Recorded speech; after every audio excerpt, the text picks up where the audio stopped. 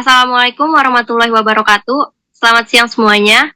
Kepada yang terhormat Bu Ratnawati Marjeningsih, kami dari kelompok 5 kelas 643B07 ingin mempresentasikan mengenai perencanaan keuangan dalam investasi.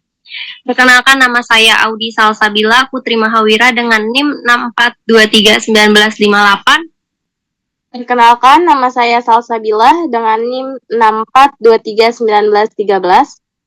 Perkenalkan, nama saya Sabrina Nur Aulia dengan NIM 64231901. Next.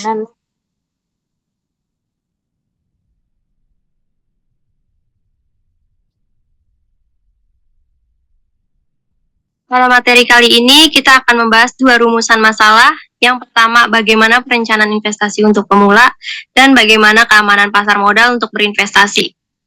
Next.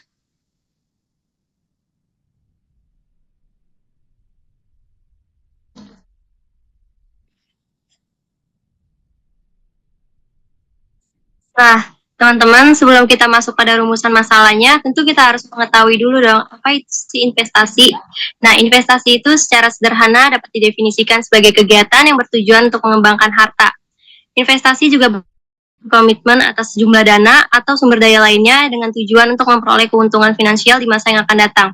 Nah, jadi pada pendapatan seseorang, kita harus mengatur dulu berapa pendapatan yang masuk dengan berapa biaya yang akan dikeluarkan. Nah, jadi kita butuh budgeting rule. Yang namanya budgeting rule itu kita butuh persenan dari biaya yang kita dapatkan, pendapatannya atau gaji.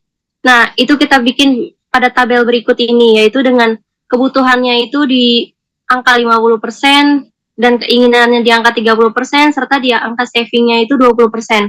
Nah, jadi sebelum kita melakukan investasi, kita perlu yang namanya mengatur budgeting rule. Nah, budgeting rule ini berguna untuk kebutuhan finansial kita selama satu bulan ke depan.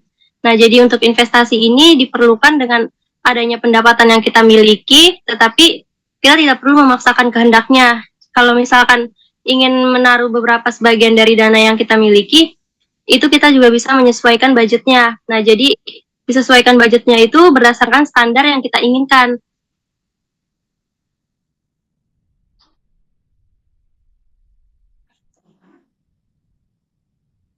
Nah, selanjutnya itu ada yang namanya keuntungan investasi. Nah, dari keuntungan investasi ini kita memperoleh 3 keuntungan. Yang pertama, menurunkan inflasi, yang kedua menambah aset, dan yang ketiga memiliki cadangan finansial. Nah, menurunkan inflasi ini dalam arti di mana inflasi ini terjadinya kenaikan harga atau barang pada jangka waktu tertentu.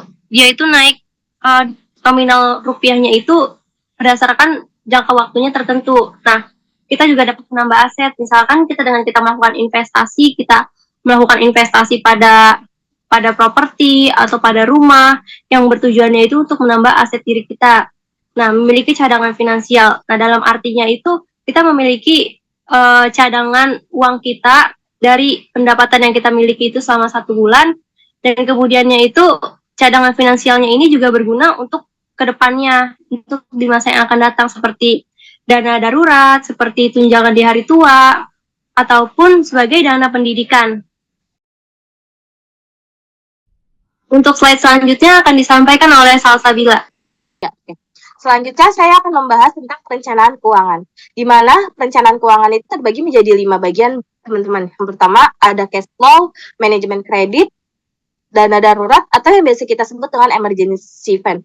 Untuk cash flow sendiri itu apa sih, teman-teman? Nah, cash flow itu adalah arus putaran uang, di mana uang kita masuk dan keluar itu kita tahu jatuhnya kemana, atau kita tahu bergeraknya kemana gitu, teman-teman. Yang kedua itu ada manajemen risiko, atau yang biasa disebut dengan risk management. Jadi setiap investasi itu bukan hanya untung, tapi kita juga harus mempertimbangkan di mana ada risiko yang harus kita telaah dulu. Jadi sebelum kita memulai investasi, kita harus banyak-banyak belajar, apalagi buat kita yang pemula, karena investasi itu selain untung, ya pasti ada resikonya juga, teman-teman, yang dimana kita harus bisa memastikan resiko itu besar atau kecil yang kita dapat.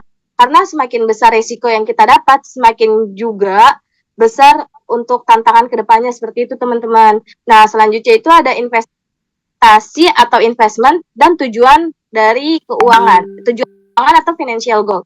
Jadi untuk investasi juga itu ada tujuannya teman-teman, gak hanya investasi saja. Karena investasi itu sangat menguntungkan teman-teman bagi kita, apalagi kita yang Gen Z. Karena orang-orang yang memiliki komitmen investasi itu pasti akan menghindari yang dimana dia akan berhutang dan lebih memiliki hidup hemat untuk memperbaiki keadaan ekonomi mendatang seperti itu.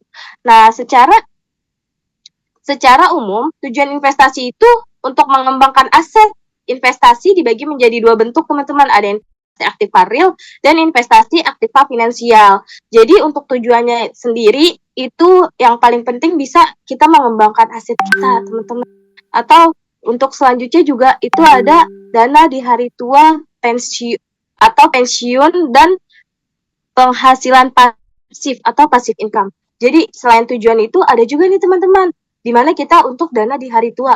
Pastikan namanya kita umur bertambah ya teman-teman, apalagi yang udah pensiunan, bingung nih ya nyari duit di mana. Nah dengan investasi itu kita memiliki tabungan teman-teman untuk bisa untuk bisa menjalankan hidup di masa depan teman-teman. Jadi untuk dana hari tua itu kita bisa nggak perlu khawatir teman-teman kalau kita udah bisa berinvestasi seperti itu. Nah selanjutnya juga itu ada distributor kekayaan atau estate planning dan juga waris dan hibah. Jadi teman-teman misalnya teman-teman meninggal usia dini, teman-teman nggak perlu khawatir teman-teman.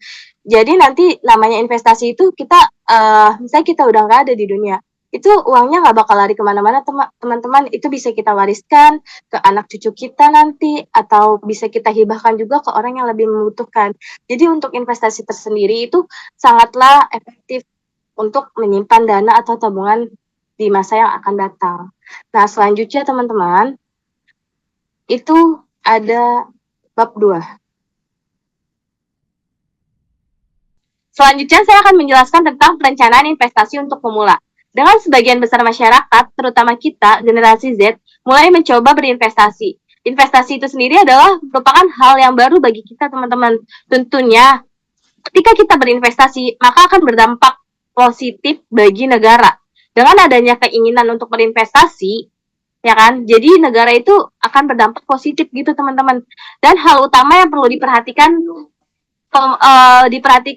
bagi kita para investasi pemula itu saat mencoba investasi adalah mengecek atau memantau OJK. Di mana OJK itu sendiri adalah otorisasi jasa keuangan, atau OJK itu adalah sebuah lembaga pemerintah yang bertugas untuk mengatur dan mengawasi kegiatan di sektor jasa keuangan di Indonesia, yang mana dibentuk dalam Undang-Undang Nomor 21 Tahun 2011. Nah, kita juga harus selain kita memantau atau mengecek OJK, kita juga harus bisa teman-teman memantau apakah mitra yang kita gunakan untuk menyimpan uang kita itu aman. Nah, berikut juga ada macam-macam investasi teman-teman. Jadi di sini investasi bukan hanya logam ya teman-teman. Investasi itu ada logam mulia, properti, deposito, saham atau reksadana dan lain sebagainya teman-teman. Seperti itu. Jadi investasi itu bukan hanya soal emas dan emas saja. Enggak teman-teman. Macam-macam investasi itu ada banyak. Properti juga kita bisa investasi seperti itu. Jadi selanjutnya akan disampaikan oleh teman saya Sabrina Nur Aulia. Baik, selanjutnya ada keamanan pasar modal. Pasar modal ialah kegiatan yang berhubungan dengan perdagangan efek sebagai tempat bertemunya dengan investor melalui efek atau surat berharga. Apa aja sih yang mencakup dalam pasar modal? Yaitu ada saham, obligasi, reksadana, dan lain-lain. Dalam pasar modal memiliki beberapa perusahaan atau mitra yang terdaftar di OJK dari 938. Salah satunya ada BCA, Mandiri, Indofood, Pizza Hut, BNI, Mitra Keluarga, dan lain sebagainya.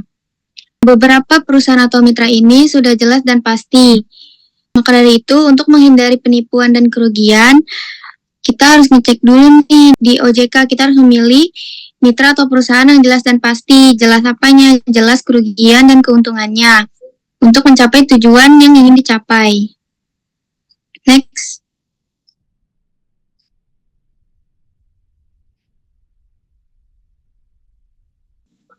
Nah, untuk berinvestasi di dalam pasar modal di bawah ruang lingkup Bursa Efek Indonesia.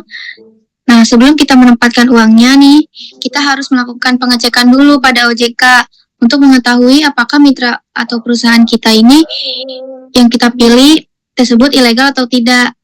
Nah, maka dari itu ada beberapa hal yang perlu diwaspadai. 1. Menjanjikan keuntungan cepat. 2. Tidak ada resiko. 3. Tidak memiliki izin yang jelas.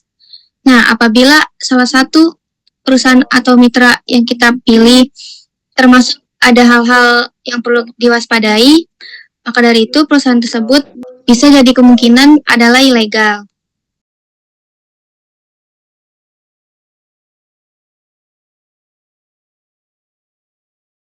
Nah, jadi teman-teman kesimpulannya yang dapat kita ambil dalam perencanaan keuangan investasi itu ialah kita dapat melakukan investasi dari salah satu perusahaan yang terdaftar di OJK.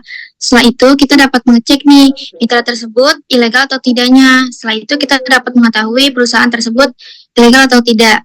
Nah, selanjutnya kita dapat memilih nih kita mau investasi maunya dalam bentuk fisik atau non fisik. Kalau misalkan kita mau bentuk fisik, kita dapat berupa emas, logam mulia, dan emas antam. Nah, kita juga dapat manfaat nih dari investasi, yaitu sebagai jaminan di hari tua dan dana pendidikan di hari tua untuk anak. Tapi tergantung di mana kita mengambil investasi pada perusahaan yang kita inginkan. Nah, jadi jika ada mitra yang ingin menawarkan investasi tanpa adanya risiko, keuntungan yang cepat, dan tidak jelas izinnya, maka perusahaan tersebut adalah ilegal. Dan hanya ada 938 perusahaan yang terdaftar di OJK. Jadi, jika kita ingin investasi dalam pasar modal dengan aman, sudah pasti kita harus memilih di bawah naungannya OJK.